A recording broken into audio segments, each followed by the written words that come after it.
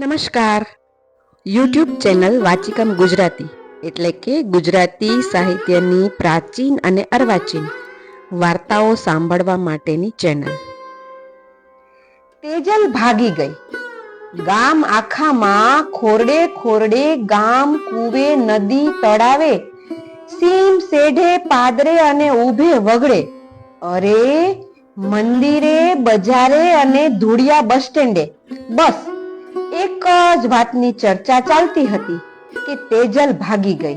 હે, તેજલ વઈ ગઈ? સામતસિંહના જીવતરને થૂ થૂ કરાવીને ગઈ. હજી તો માંડ મળસ્કું થયું હતું. ધૂળિયા ચીલે ગાડા ખેડૂઓ ખેતરે અને વાડીએ જવા નીકળ્યા જ હતા.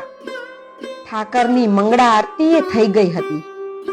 નારાયણ પૂજારી ખાખી બીડી ચૂસતો, ઊંટ ખંજવાળતો બેઠો હતો. એ મહારાજ, કઈ સાંભળ્યું? ખડા વાડે જવા નીકળેલા ખોડીદાસે ખભા પરથી ખેસ ઉઠાવી કપાળ લૂછતા પૂજારીની પડખે ગોઠણ વાળીને બેસતા, લાવો તઈ ખાખીવાડી કરતો જાઉં, કઈ સુસવતા અવાજે કહ્યું. સામતસિંહની દીકરી તેજુડી નાહી ગઈ. હે, નો હોય. આજુબાજુ જોઈને ખોડીદાસને કોઈ ના સાંભળે તેમ કહ્યું, અલ્યા ખોડિયા, હાચું કેસ? હજી તો ચાની અડાડીએ હોઠે માંડી નથી. સૂરજદેવને અંજલિ દઈને હાથ કરતો ને માન બેઠો છું. મહારાજ, હાવ હાચું કહું છું. ખોડીદાસે વાત આગળ વધારી. આ તો તમારી બોન કુવે ગઈ તી તે ત્યાં વાતું થાતી તી. ગામને મોઢે ઘરનું થોડું બંધાઈશ મહારાજ? અલ્યા ભારે ભૂંડી થઈ હો. હા હો બાપુ, જોવા જેવી થઈ. ઘડીક સોપો પડી ગયો. શું બોલવું શું ના બોલવું કાંઈ હુંચકો નહોતો પડતો. ગામ આખાનો ન્યાય ઉતારનાર સામતસિંહ એટલે લગડી માણસ. બોયલા બીજું બોલે નહીં, રેતીમાં લીટી તાણે ઈ બીજા, સામતસિંહ નહીં. લોકોએ સરપંચો તો ઘણાય ભાયડા, પણ સામતસિંહ એટલે 100 ટચનું સોનું. પ્રાણ જાય પણ વચન ના જાય. એકની એક દીકરી તેજલ આમ તો સાવ કોઈને હાથ મૂકવા દે એવી હતી નહીં. વછેરા જેવી, દિલ માથે માખી બેઠી હોય તોય ચહેરો કટાણો કરી નાખે. તેજલ યૌવનના ઉંબરે ઊભી હતી. આંખમાં સ્વપ્ના આંજીને ગામની ધતી ધમધમાવતી હતી. ઉંમર લાયક દીકરી છે, હવે પરણાવી જોઈએ. એ વાતને હૈયે ઉતારી એક દિવસ બાપે કહી દીધું, દીકરી, પડખેના ગામે એક સરસ દીકરો છે, જયમનસિંહ જાતના રજપૂત, એમનો આ દીકરો. તું કહેતી હો તો સજુભાને મોકલું, વાત મૂકું, આપણે જોવાનું રાખીએ. ના હો બાપુ, હમણાં નહીં, ખમો તમે, એમ કહીને તેજલે બાપુની વાતને કોરાણે કરી દીધી. હું ખાલી દીકરી જ નહીં, તમારો દીકરો પણ. શું કયો છો? બાપુ શું બોલે? સામતસિંહ દીકરીની ઉપરવટ જવા માંગતા ન હતા. મનોમન સમજતા, સમાધાન કરતા. જુવાન છોરું છે, એમ બળ ન કરાય. જેદી દીકરી હકારમાં માથું હલાવશે ને તેદી જોયું જશે. સામતસિંહ ઠરેલો જણ, ન્યાયનો દીવડો તગતગાવી ફળીએ બેઠા હતા. 5માં પૂછાતો જણ, ગામ આખું સારા માઠા ટાણે સલાહ માંગે. સુખ દુઃખનો ભેરું, કોઈકના માથે આફત ઉતરી હોય તો સામતસિંહ પડખે આવીને બેસતા. કઠણાઈ આવે ને જાય, હિંમત ખોવી પાલવે નહીં. હૈયે હામ રાખો ભાઈ. તેજલને 4 મુરતિયાની વાત કર્યા પછી દીકરીનો નકાર આવ્યો. પછી સામતસિંહે કહેવાનું જ માંડી વાળ્યું, દીકરીનું મન રાજી હશે તે દી આગળ વધશું. સરપંચ સામતસિંહનો કડપ જરાય હળવો ન થાય. ગેમાભાઈનો દીકરો પાડોશીની દીકરી સાથે ગામનું પાદર વળોટી ગયો. ત્યારે સરપંચ તરીકે ન્યાય ઉતારતા સામતસિંહે ગેમાભાઈને ગામ બહાર તગડી મૂક્યા હતા. ગામમાં બીજી જુવાન માં બેન દીકરીઓ છે, ઈવડાઈને શું જવાબ દેવો? ન્યાય તો હંધાય માટે હરખો. ગેમાભાઈ દૂરના ગામે જઈને વસ્યા. એ પછી વળી એક ઘટના ઘટી. કુંભાર કાનાભાઈની દીકરી કોઈ જણ સાથે લખોડી તળાવે નજર પડી હતી. દૂરના સગાનો કોઈ જુવાન હતો. વાત ઉડતી ઉડતી સામતસિંહના કાને આવી. કાનાભાઈની દીકરી ગામ બહાર કોઈ જુવાન છોકરા હાય રે. સજુબા, કાનાભાઈને તેડાવો. સરપંચ સામતસિંહનો શબ્દ એટલે વેદ વાક્ય. કાનાભાઈ, શું ખબર, આ ગામ આબરૂવાળાનું છે, અહીં દીકરીઓ રેઢિયું ન મુકાય. એલા, માવતરની આંખું ફૂટી ગયું છે કે શું? ને પછી તો થાવાનું હતું તે થયું. કાનાભાઈને હવેલીએ તેડાવ્યા. કાનાભાઈ, હું માંડ્યું હે દીકરીઓ જુવાન થાય અને આંખી આડા અંધારા ઉતરી જાય એમ પરણવા જોગ દીકરી થઈ હોય તો હાથ પીડા કરી દ્યો. એલા, તમને ઘગલાવવા માટે અમારે ગામ ભેગું કરવાનું તમારાથી કઈ કહેવાતું નથી? અરે પ્રભુ, દીકરી વહી નથી ગઈ, પણ હવે તમને કહેવાનો વારો નહીં આવવા દઉં હો બાપુ. તમે તમારો વિશ્વાસ રાખી નિંદરિયું માણો બાપુ. સામતસિંહ એટલે ગામનો મુકટ, ગામની આબરૂ. એમના બાપ દાદાએ ગામની ધજાને ફરફરતી રાખી હતી. બાપુ સામતસિંહ ઘોડેથી નીકળે એટલે સ્ત્રી વર્ગ બાજુમાં ખસીને મારગ કરી આપે. એકલી બહેન દીકરીને ભાડે તરત સામતસિંહ કહી દેતા, કાં બેટા હાવ એકલા?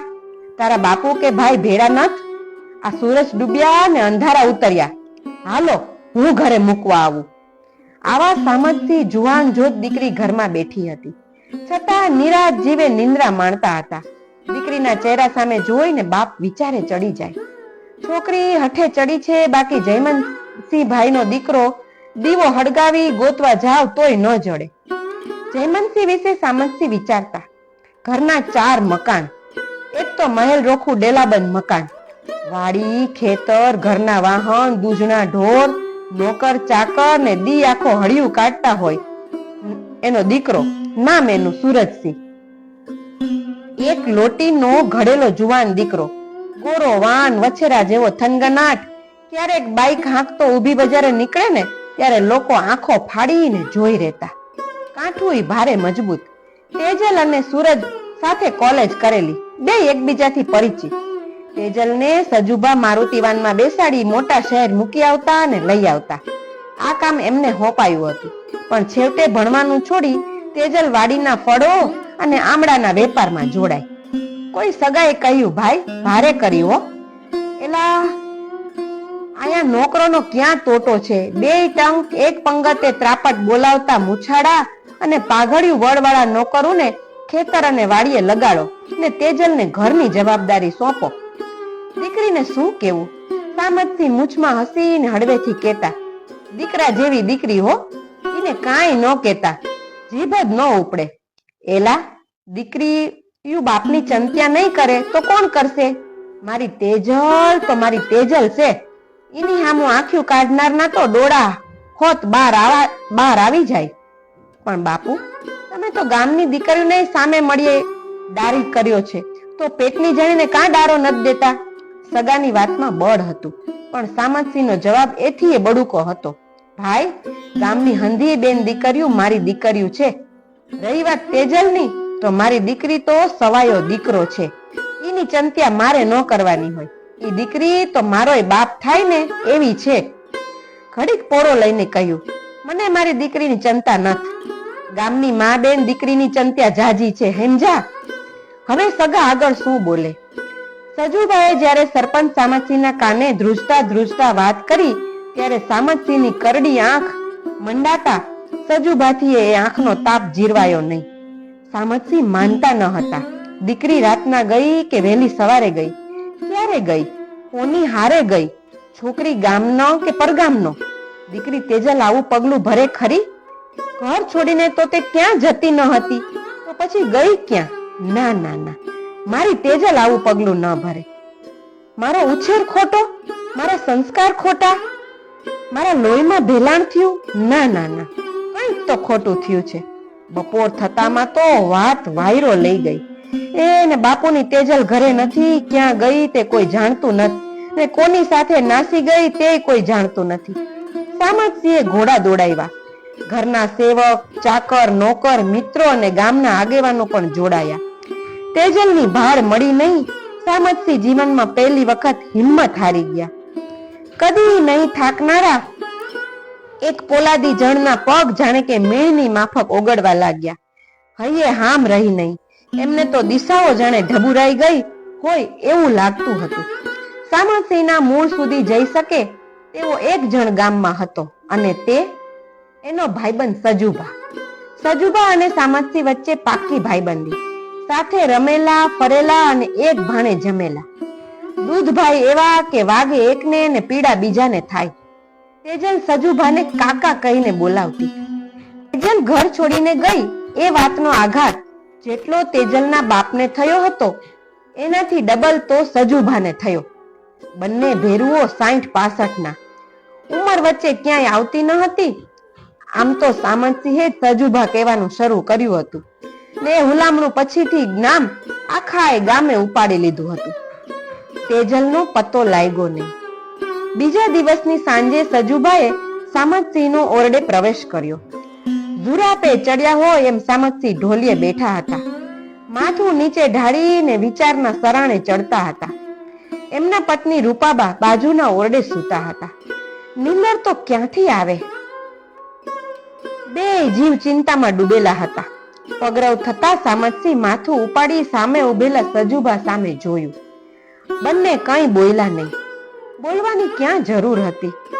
વગર શબ્દે મૌનની ભાષા ઉકેલવાની બંને જણ વચ્ચે ફાવટ હતી.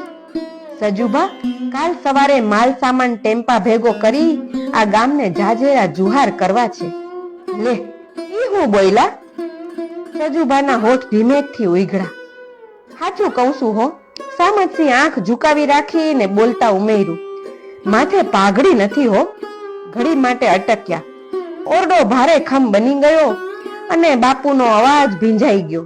પાઘડી તો તેજલ હાયરે ગઈ. અહીંયા હવે જાજુ ન રેવાય ભાઈ. બંને ચૂપ થઈ ગયા. સજુભા, કાલે તો ન્યાય કરવો છે.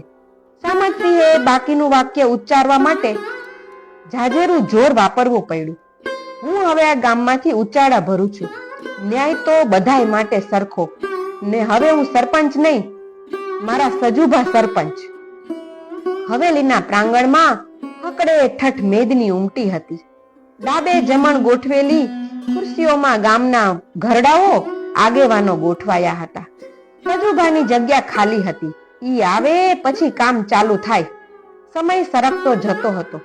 બધાના ચહેરા માથે ઉત્સુકતા, આશ્ચર્ય, પ્રશ્નાર્થ અને આઘાતના લીસોટા ઉપસતા હતા અને વધુ ને વધુ ગણગણાટ થતો હતો. આ ગામનું સરપંચ પદું હવે મારે હાથ રહ્યું નથી. સામતસિંહે ભારે હૈયે વાતને રમતી કરી. આ એ માણસ હતો જેની આંખ સામે કોઈ આંખ માંડી શકતું ન હતું. કાળી શાહીથી ચહેરો ખરડાઈ ગયો હોય એમ સામતસિંહે ઊંચે જોયું. મોડી રાતથી કામ શરૂ કર્યું હતું. બહાર 4 ટેમ્પામાં સામાન ગોઠવાઈ ગયો છે.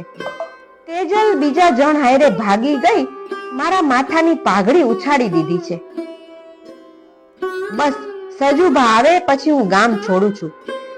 છેલ્લે સૌને મારા જીવા મૈરાના જાજેરા જુહાર. ના ભા ના, તમારા માથાની પાઘડી ક્યાંય નથી ગઈ. અહીંયા છે પાઘડી.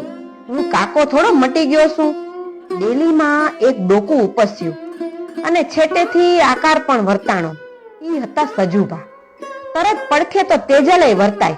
એટલું જ નહીં, તેજલની પાછળ સૂરજ પણ નજરે ચડ્યો. ભા, વેવાઈ થવા સારું જયમનસિંહ વાટ જોતા હતા અને આપણી તેજલ થોડી વહેલી પૂગી ગઈ. સૂરજ અને તેજલ જાતે બેય રજપૂત.